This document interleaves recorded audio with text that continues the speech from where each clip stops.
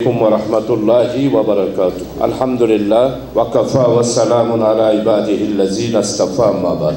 সম্মানিত আজকের এই মোড়ক ও মোচন ৩৬শে জুলাইয়ের আমাদের শহীদদের আজকে স্মরণের এই উন্মোচন অনুষ্ঠানের সম্মানিত প্রধান অতিথি বাংলাদেশ জামাত ইসলামের অ্যাসিস্ট্যান্ট সেক্রেটারি জেনারেল, বিশিষ্ট সাবেক ছাত্র নেতা, বিশিষ্ট রাজনীতিবিদ, জননেতা জনাব মাওলানা মোহাম্মদ শাহজাহান সাহেব, সম্মানিত মঞ্চে উপস্থিত চট্টগ্রাম জোনালের টিম সদস্য, বাংলাদেশ জামাত ইসলামী কর্ম পরিষদ সদস্য, বিশিষ্ট শিক্ষাবিদ জনাব অধ্যাপক আহসানুল্লাহ সাহেব, সম্মানিত মঞ্চে উপস্থিত চট্টগ্রাম জোনাল টিম সদস্য, বিশিষ্ট শিক্ষাবিদ, সাবেক উত্তর জেলা আমির জনাব আমিরুজ্জামান সাহেব সহ আমাদের সম্মানিত নেতৃবৃন্দ, সম্মানিত সুধীবৃন্দ, সরকারি বেসরকারি আমাদের প্রশাসনের গুরুত্বপূর্ণ দায়িত্বে থাকা সম্মানিত কর্মকর্তাবৃন্দ, সম্মানিত চট্টগ্রামের সুধীবৃন্দ, সুশীল সমাজ এবং সর্বস্তরের আজকে উপস্থিতি সুধীবৃন্দ, আমি আল্লাহ তাআলার শুকরিয়া আদায় করছি। আমরা কিছুক্ষণের মধ্যেই কেন্দ্রীয় জামাতের মোড়ক উন্মোচনে আমরা সংযুক্ত হব ইনশাআল্লাহ। আমি আপনাদের খেদমতে শুধু দুইটা কথা আপনাদের সামনে পেশ করতে চাই। প্রথম, আজকে কোটার মাধ্যমে গত 18 বছরে বাংলাদেশকে প্রশাসনিকভাবে মেধাশূন্য করে দেওয়া হয়েছে। কোটার মাধ্যমে প্রশাসনকে দলীয়করণ করে আজকে আমাদেরকে কোথায় নিয়ে গেছে আপনারা নিজেরাই বুঝতে পারছেন।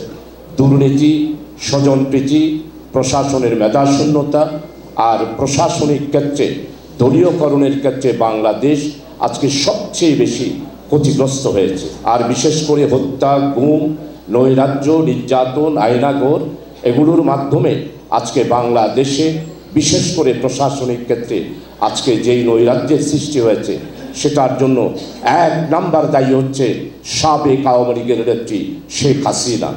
আর এই দেশে সবচেয়ে বেশি এই দেশে বিশৃঙ্খলা, নৈরাজ্য, নির্যাতন, নিপীড়ন, বিশৃঙ্খলা, জাতিকে দ্বিধা বিভক্ত করা সব কিছুর ক্ষেত্রে আওয়ামী লীগের সবচেয়ে দায়ী এবং আওয়ামী লীগের সভানেত্রী শেখ হাসিনাই দায়ী। তাই আজকের এই সমাবেশে বিশেষ করে কোটা বিরোধী আন্দোলন এবং গত 18 বছরে যত হত্যা হয়েছে এই সব হত্যাকাণ্ডের জন্য দায়ী হচ্ছে শেখ হাসিনা এবং আওয়ামী লীগ। তাই আজকে সাধারণ নির্বাচনের আগে এই সমস্ত ফ্যাসিস্ট যারা রয়েছে তাদের সবাই বিরুদ্ধে যেই মামলা হয়েছে এই মামলার ফয়সালা করার জন্যে আমার মনে হয় বিশেষভাবে উদ্যোগ নেওয়া উচিত। জাতীয় নির্বাচনে কমপক্ষে বাংলাদেশে বিশেষ করে প্রশাসনিক ক্ষেত্রে, রাজনৈতিক ক্ষেত্রে যারা বিশৃঙ্খলা করেছে তাদেরকে বিচারের আওতায় এনে তাদের বিচার কার্য সম্পন্ন করা অত্যন্ত জনস্বার্থে জরুরি। আজকের এই মোড়ক উন্মোচন অনুষ্ঠানে আর দীর্ঘ বক্তব্য না রেখে আপনাদের খেদমতে শুধু এটাই আরজ করব যে আমাদের প্রবাসী ভাইয়েরা আমাদের আন্দোলনের সাথে ছিলেন। বিশেষ করে আরব আমিরাত, সৌদি আরব, কুয়েত, বিশেষ করে আরব বিশ্ব, আমেরিকা, যুক্তরাজ্য সব জায়গায় প্রবাসীরা আমাদের এই আন্দোলনের সাথে যুক্ত ছিল। আপনারা জানেন আমাদের আরব আমিরাতে আমাদের অনেক ভাইয়েরা গ্রেপ্তার হয়েছিল একটা মিছিল থেকে। সেখানে সংখ্যা প্রায় 125 জনের কাছাকাছি। আলহামদুলিল্লাহ আমাদের প্রধান উপদেষ্টা, বিশ্ববরেণ্য স্কলার, নোবেল বিজয়ী ডক্টর ইউনূস সাহেবের কূটনৈতিক ডিপ্লোম্যাটিক যোগাযোগের মাধ্যমে আমাদের এই প্রবাসী ভাইদেরকে আজকে আমরা তাদেরকে দেশে ফিরে আনতে পেরেছি, তাদেরকে মুক্ত করেছি। অনেকেই আজকে এখানে উপস্থিত আছেন। তারা নিঃস্ব, তারা তাদের দোকানপাট, চাকরি সব কিছু সেখানে ফেলে এসেছে। আমি আজকে এই মোড়ক উন্মোচন অনুষ্ঠানে তাদেরকে শ্রদ্ধা করে তাদের এই ত্যাগ প্রতিজ্ঞার জন্যে তাদেরকে আমরা স্মরণ করছি এবং তাদেরকে আমরা অবশ্যই আমাদের প্রধান উপদেষ্টা, মাননীয় উপদেষ্টা মণ্ডলীর যারা উপদেষ্টাবৃন্দ রয়েছেন তারা উদ্যোগ গ্রহণ করেছেন। আমরা চট্টগ্রাম মহানগরীর পক্ষ থেকেও আমাদের উপদেষ্টা মহোদয়কে এই বিষয়টা তুলে ধরার জন্য আমরা চেষ্টা করেছি।